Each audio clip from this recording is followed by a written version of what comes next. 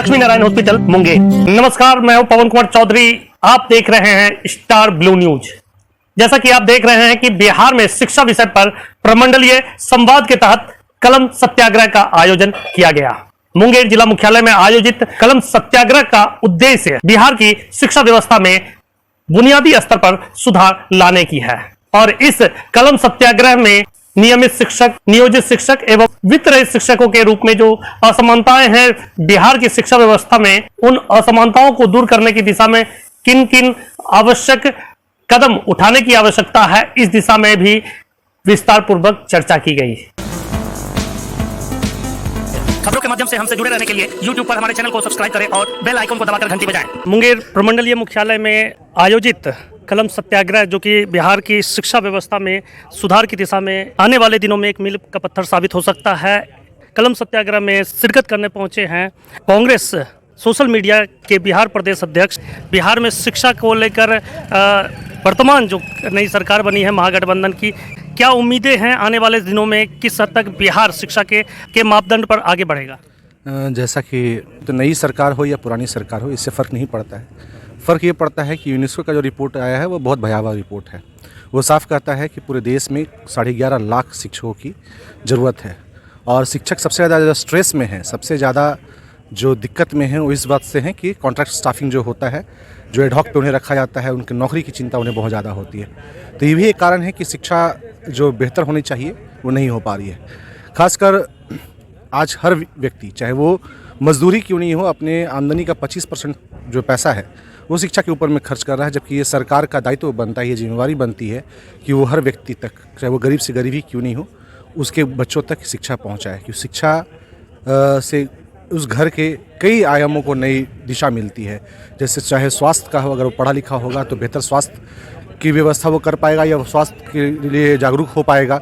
घर में छोटी छोटी जो परेशानियाँ हैं उससे वो दूर हो जाएगा। तो शिक्षा के कई आयाम हैं और उन सभी आयामों को देखते हुए हम लोग की जो सत्याग्रह है वो उससे मांग हमारी सरकार से, या हम इस लेवल पे हम पहुंचना चाहते हैं, लोगों तक अवेयरनेस पहुंचाना चाहते हैं कि आप सरकार से डिमांड कीजिए कि शिक्षा पर आपका उतना ही हक है जितना कि बड़े से बड़े लोगों का।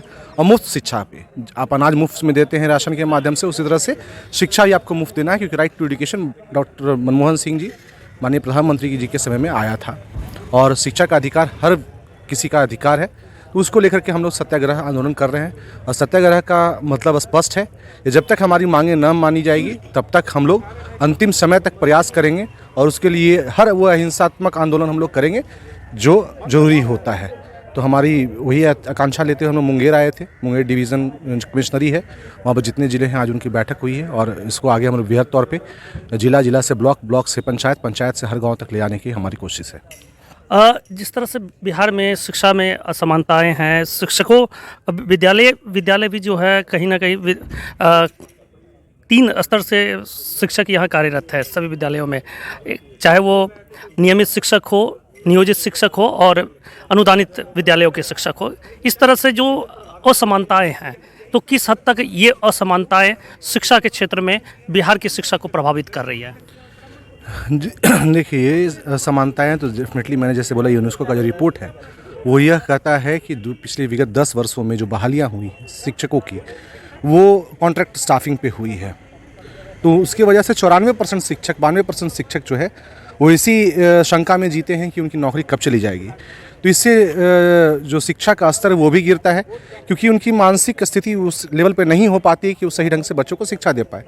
दूसरी जो स्थिति बनती है, जो विषय बनता है, वो ये कि शिक्षकों को शिक्षा से ज़्यादा किसी और काम में इन्वॉल्व किया जाता है, जिसकी वजह से जो है, चाहे वो हमारा प्रदेश ही हो या दूसरे प्रदेश हो, हर जगह जो है शिक्षा आज की डेट में, सरकारी शिक्षा खासकर, सफ़र कर रहा है। तीसरा है प्राइवेटाइजेशन की जो आप बात कर रहे हैं। तो प्राइवेटाइजेशन तो असमानता ला ही रही है। जिनके पास पैसे हैं वो अपने बच्चों को शिक्षा में के लिए प्राइवेट स्कूलों में भेज रहे हैं।